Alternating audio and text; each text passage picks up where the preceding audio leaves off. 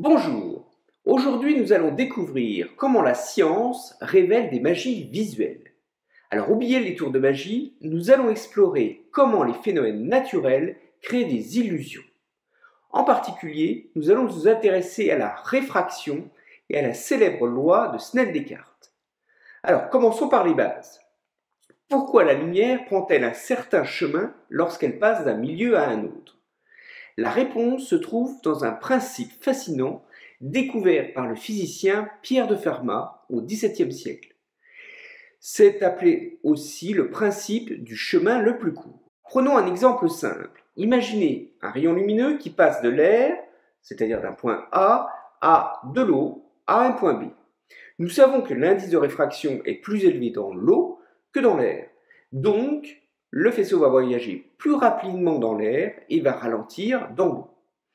Alors, ça peut sembler contre-intuitif, mais la lumière ne prend pas le chemin le plus court en termes de distance. Le principe de Fermat stipule que la lumière, lorsqu'elle se déplace d'un point à un autre, choisit toujours le chemin qui lui prendra le moins de temps. En réalité, la lumière s'incline à l'entrée dans l'eau. Et ça réduit la distance qu'elle parcourt dans le milieu plus lent et donc minimise ainsi le temps total du trajet.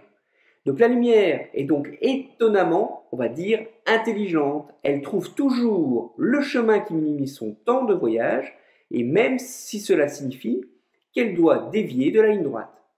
Donc on peut dire que la nature semble optimiser le temps en modifiant son parcours. Alors la lumière, en suivant ce principe de Fermat, nous montre comment la simplicité apparente cache souvent une sorte de complexité, une sorte d'ingéniosité profonde pour gagner en efficacité. Alors ce changement d'angle est exactement prédit par la loi de Snell-Descartes, où l'angle de réfraction est ajusté pour minimiser le temps de trajet. Alors, la loi de Snell-Descartes nous donne une formule précise pour pouvoir prévoir comment la lumière va changer de direction. Elle dit que le produit de l'indice de réfraction du premier milieu et du sinus de l'angle d'incidence va être égal au produit de l'angle de réfraction du deuxième milieu et du sinus de l'angle de réfraction, où N1 et N2 sont les indices de réfraction de l'air et de l'eau.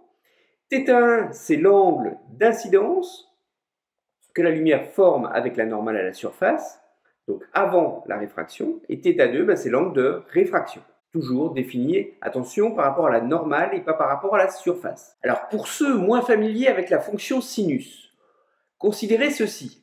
Pour les petits angles, ceux en dessous de 10 degrés, le sinus de l'angle peut être approximativement égal à la valeur de l'angle si vous le mettez en radians. Cela simplifie l'équation à N1 θ1 est égal à N2, environ N2 θ2, et ça permet de prédire facilement l'angle de réfraction en fonction des autres paramètres.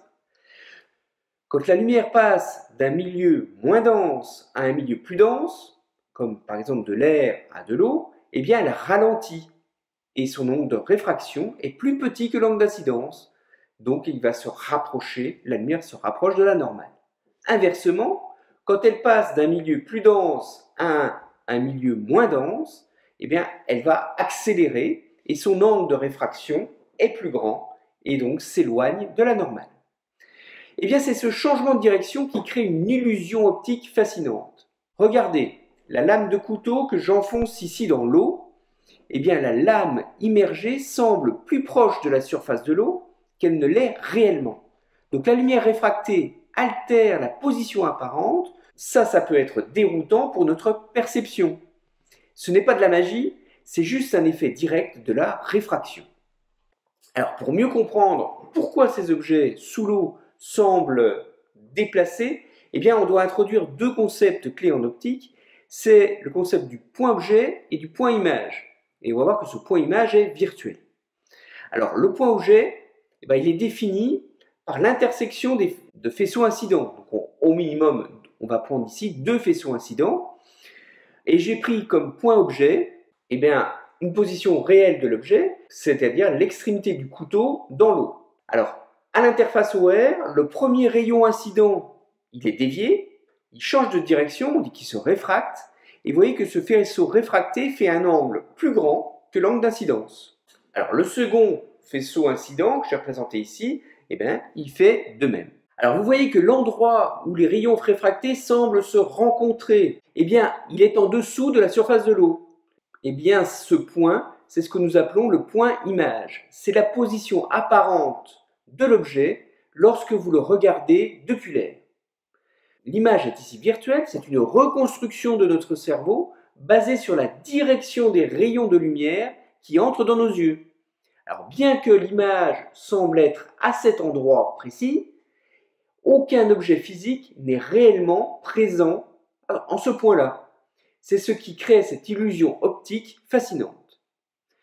Donc la réfraction de la lumière, bien plus qu'un phénomène naturel, c'est aussi une pierre angulaire pour de nombreuses technologies ou des outils optiques qui sont essentiels dans notre vie.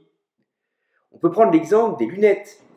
Ici, les verres de lunettes sont soigneusement taillés pour ajuster la réfraction de la lumière afin que cette lumière se focalise parfaitement sur la rétine. Alors après avoir exploré la réfraction de la lumière, on peut plonger dans un phénomène encore plus intrigant qui se produit sous des conditions extrêmes. Imaginez un rayon lumineux qui traverse l'eau avec un angle d'incidence qui va être plus grand cette fois-ci. Eh bien, l'angle de réfraction, lui, ne peut pas excéder une valeur limite qui va être l'angle droit, c'est-à-dire 90 degrés. Au-delà de cet angle critique, nous avons ce qu'on appelle la réflexion totale interne. Le rayon lumineux est entièrement réfléchi à l'intérieur de l'eau, comme un miroir parfait. Alors on peut calculer cet angle critique pour l'eau, θ de C. On voit qu'au-delà d'environ 48 degrés, la lumière est totalement réfléchie. Alors ce principe est à la base aussi du réfractomètre. Alors le principe est le suivant, c'est-à-dire qu'en mesurant l'angle critique, il est tout à fait possible d'en déduire l'indice de réfraction du milieu N2, par exemple une goutte d'eau, qui est déposée sur un prisme dont on connaît l'indice optique N1. Donc la connaissance de l'indice de réfraction, nous l'avons déjà vu, peut nous donner d'autres informations comme le degré de sucre, le degré d'alcool, l'indice de Brix, ça on l'a déjà vu dans la vidéo précédente. Donc cette propriété unique peut être exploitée dans des applications technologiques beaucoup plus avancées. Prenez l'exemple des fibres optiques, où des impulsions lumineuses sont totalement réfléchies le long de câbles. Ça permet la transmission de données sur de très longues distances et avec très peu de perte de signal. Donc la réflexion totale interne n'est pas uniquement un phénomène physique captivant, il est également à l'origine de phénomènes naturels, tels que les mirages. Les mirages, ce sont des illusions d'optique que l'on observe souvent dans des environnements chauds, dans les déserts par exemple, ou sur des routes goudronnées comme ici, lors d'une journée caniculaire. Alors en fin de journée, la route ou le sable est extrêmement chaud. Et ça contraste avec l'air qui se refroidit beaucoup plus rapidement. Et donc ça crée un gradient significatif de température. Et par conséquent, comme l'indice de réfraction, on l'a déjà vu, dépend de la température, ça fait aussi un gradient d'indice de réfraction dans l'air. Alors nous savons que plus l'air est chaud, moins il est dense, et donc ça entraîne une baisse de son indice de réfraction. Et bien que ces variations, vous voyez ici, sont minimes, ça c'est suffisant pour déclencher le phénomène de mirage. Alors à mesure que la lumière traverse les couches d'air chaudes, son trajet devient progressivement plus oblique par rapport à la normale, en raison de la diminution de la densité de l'air. Et lorsque l'angle de la lumière atteint un seuil critique, elle ne peut plus passer à une autre couche d'air. Ça on l'a déjà vu, la lumière est totalement réfléchie à l'intérieur de la couche chaude. Et ça va agir comme un miroir naturel parfait. Alors la lumière réfléchie ne s'arrête pas là. En remontant, elle traverse les couches d'air progressivement plus froides et plus denses. Et donc elle va se courber à nouveau, mais cette fois-ci vers le haut, vers le ciel. Alors je vous présente ici un exemple pour un deuxième rayon lumineux qui subit les mêmes déviations.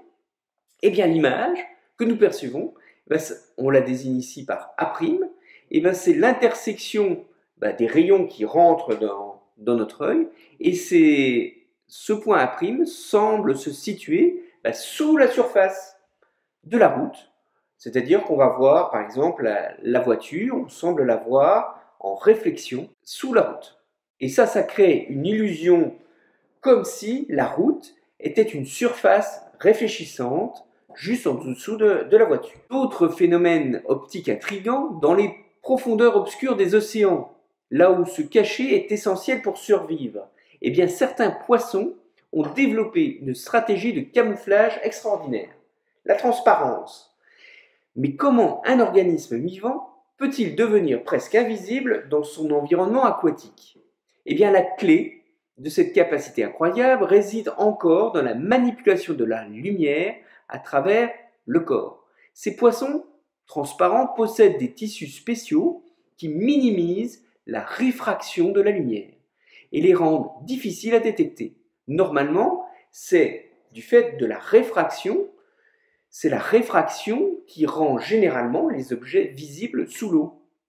Cependant, ces poissons ont évolué pour que leur indice de réfraction soit très proche de celui de l'eau environnante. Ça réduit toute réfraction notable. Donc vous voyez, c'est une adaptation remarquable qui montre combien les créatures, et pas seulement marines, peuvent utiliser les principes physiques complexes, comme la réfraction de la lumière, pour survivre dans des environnements où la prédation est constante. Donc la transparence n'est pas seulement une curiosité optique, mais c'est une dissimulation réfractive très évoluée et qui est une véritable stratégie pour permettre aux animaux de se fondre dans leur environnement. Voilà, nous venons de parcourir ensemble ces concepts sur la manière dont la lumière interagit avec notre monde. Avez-vous déjà observé des phénomènes comme des mirages, des effets de réfraction surprenants dans votre vie quotidienne? Peut-être avez-vous remarqué quelque chose d'étrange en regardant à travers un verre d'eau ou observé des illusions d'optique. Vous pouvez partager vos histoires et observations dans les commentaires. Vos expériences enrichiront notre discussion et nous aideront à apprendre les uns des autres. Je vous remercie pour votre attention et je vous dis à bientôt.